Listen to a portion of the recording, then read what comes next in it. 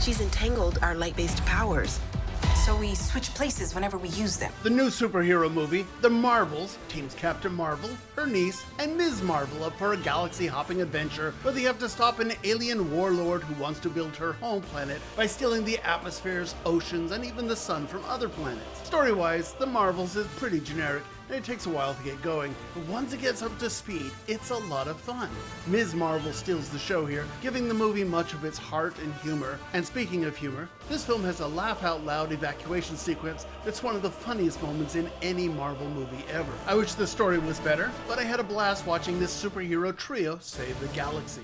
Harry, God has chosen you to have a son. Journey to Bethlehem is the nativity story told as a heartfelt, moving musical with none other than Antonio Banderas camping it up as King Herod.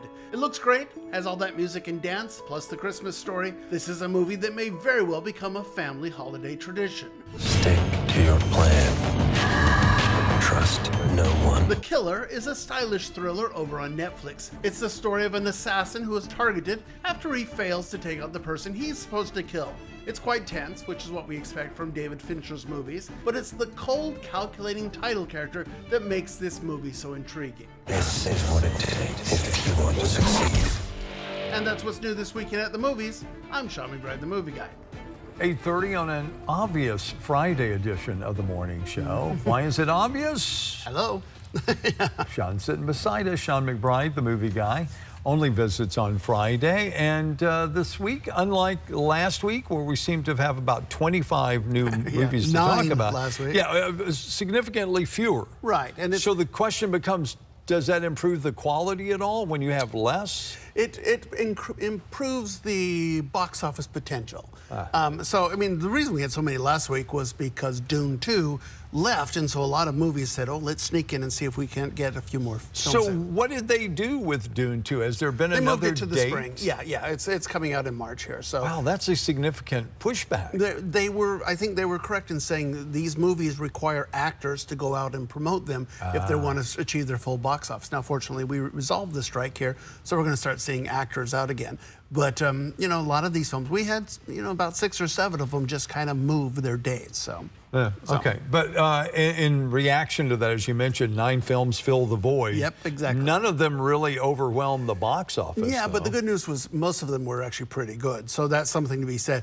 This is a much more mixed bag. Is it really? Yeah. So how many do we have in total out this week? Well, unfortunately, we should have 4, but one of the films that I'm really looking forward to did not make it to Beaumont, so we've only got 3 this week. And are they all theatrical releases? 2 of them theatrical, 1 on home streaming. Okay, because this will be a weekend, if there's been a weekend. Yeah. That you might want to go to the movie theater or even rent something at home or watch something at home. Or catch up on those films from last week, That's true. as well. So. That's true. That's probably a good case. All right, so let's talk about and start with the biggest big one of the names that are coming out. I'm not sure what the expectation is for this, simply because of the fact that it's, you know, yes, it's a Marvel movie, and yes, it's a character that people know, but I'm not sure they know this dimension of the character, the fact that there are more than one. Well, that's yes and no to that. You are correct, because this movie, The Marvels, has been plagued by bad word of mouth for a long time now. So they were very, you know, they're soft pedaling this. It's not going to do quite as well. And Marvel movies, as of lately, have not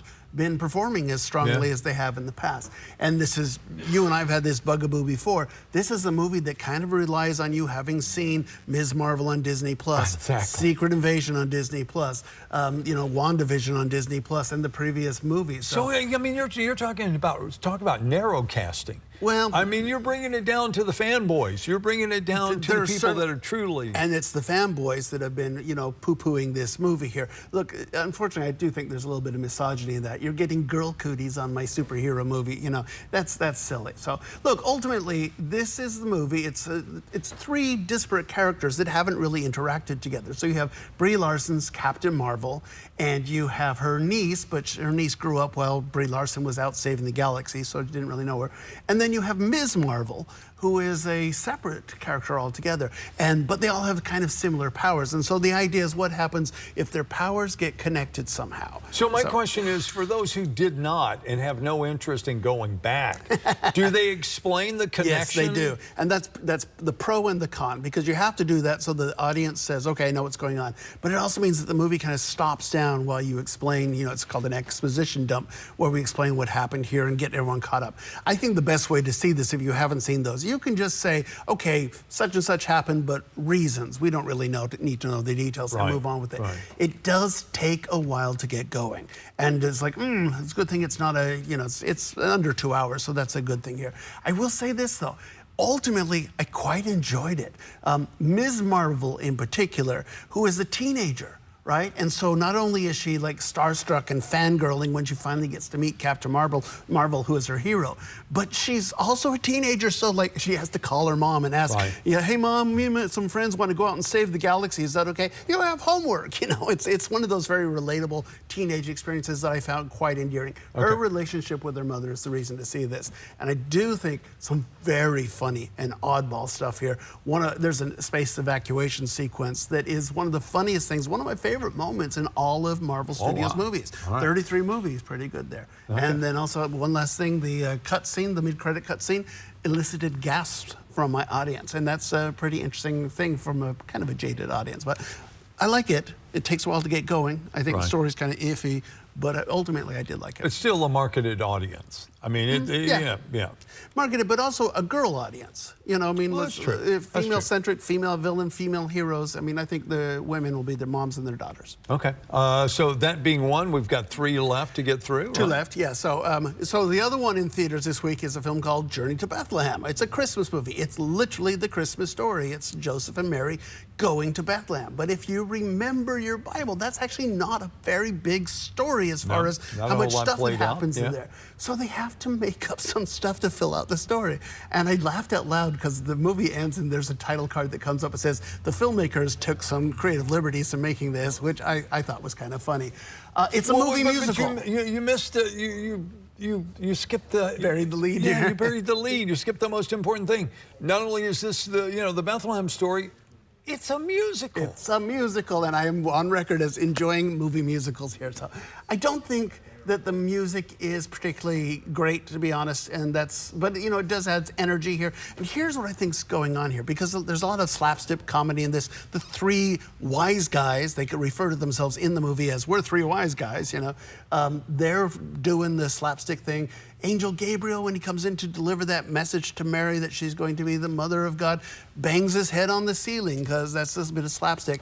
It's a film that I don't think is particularly sacred, except for a couple of moments, which I think is an interesting tack, and I'm kind of curious to see how audiences will react to it. Well, this is interesting, because this is a production from a faith-based production company, correct. But yet at the same time, they're going against the grain I don't think they're going against it. Here's what's, when I was a kid and we were in church and we would do Christmas shows, I think a lot of times the teenagers and the preteens would want to do something fun that was for us. I think this is a movie that's designed to be appealing to kids and to teenagers, and I think they'll enjoy the silliness of it, and they're still kind of in the Christmas spirit. Yeah, and well, I guess it depends on the purists and the theologians, that sort of thing. I can't see them taking wait a minute, you can't do this. I do think it's funny, though. I wish there was a more sacred moment at the end, at least. But it's a rom-com at the beginning. It's a thriller at the end. I mean, literally, the baby Jesus is born, and then the Roman centurions break in. It's like, I don't remember this part in the Bible. So. Okay, so don't go looking for the... Yeah, but if you've got kids and you want to get into the spirit, I think your kids will enjoy it. Okay. So, and then the last one is over on Netflix, and this is called The Killer. And this is from David Fincher, who is a director that has frequently taken a lot of genre pictures and elevated them into something special. And so it's Michael Fassbender. He is an assassin. He's an international assassin. And the first 20 minutes of him is just a voiceover talking about what I do to succeed in this job. And now this is the one where he winds up with the kid? No. That's another exactly, one, right? Isn't there one that's that way? Of course, that's professional. So, but hey, look, this is a film. What happens when things go wrong, and you know they take revenge on his. I think it's his girlfriend. I'm not sure I ever got. So this really is a thriller. It's a thriller here, and it's got some really good. It's got an action sequence in the middle that's really, really quite good. It's a little slow at times. I'm not sure. I think this is the awards winner that they thought it would be once upon a time. But it's Michael Fassbender, who is, he's a big star that we haven't seen. Some pretty big names in it too. Yeah, exactly. Tilda Swinton. So good stuff. And particularly if you are a fan of David Fincher, I think you can see his touches here. It's a better than expected movie. Well, no, because it's David Fincher, we expect good things. All right. So let me step back. You and I did not talk about this, but let me just throw one out. And it's All the Light You Cannot See. Right. Which I'm pitching to people saying that if you have not seen this, I think it may be the best one, to me, one of the best things that they've ever done, only based on, if you haven't read the book. If you read the book, you're going to be disappointed, as always, right? But if you haven't read the book, and the reason that I say it's one of the best, I think some of the acting is really pretty good in this. Funny, and you may have gone the other way and gone, oh, it's over the top. I thought that, exactly. But I think to the average person who is not, seeing movies all the time and is not a critic, they may look at this and go, oh, this is better than average. It's not overdubbed. It's not something coming, because that's kind of where we're at sometimes these days. If you've seen everything current on some of these streamers, suddenly you're into things that are foreign made, and I don't have a problem with that. I do have a problem with overdubbing. I'd rather read closed caption than I had listened to bad, overdubs of movies. But I thought, for what it was, I thought it was, and again, it's one of those, you got 4 episodes, you can watch it all weekend, one of those binge things that you can do. I watched the first episode, but it's movie voting time, so ultimately I had to go, we have to vote on documentaries this weekend, so ultimately I had to get back to the movies. But you go the other way. I can see where you'd go the other direction, we often differ on that. You and I. He likes musicals, me not so much. There are lots of places that we go different roads. I'm just saying, I think for the majority of the people, when they watch this, they'll find it I'm not saying entertaining, but well produced. It was well made compared to many other production products. values were really good in this. Yeah, for sure. Hey, and one quick thing, The Holdovers is the film that we'd hoped would get here. It's not here this week. It is expanding wide. It's in Houston. I do think it will get here eventually, because I've had several people say, when is this coming out? Did not get here this week, but it's going to make it here. All right, so we'll look forward to that. We've what comes next week?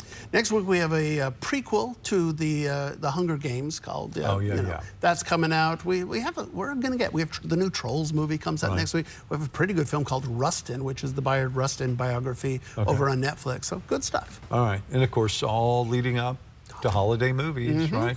All right, and back on track, hopefully to some degree, now that the strikes are over, for sure. Sean, as always, thank you, sir. Sean McBride, the movie guy, joins us every Friday to talk about what's new at the box office and also at your home theater. Still to come this morning, see what's happening in your weekend forecast. Stay with us.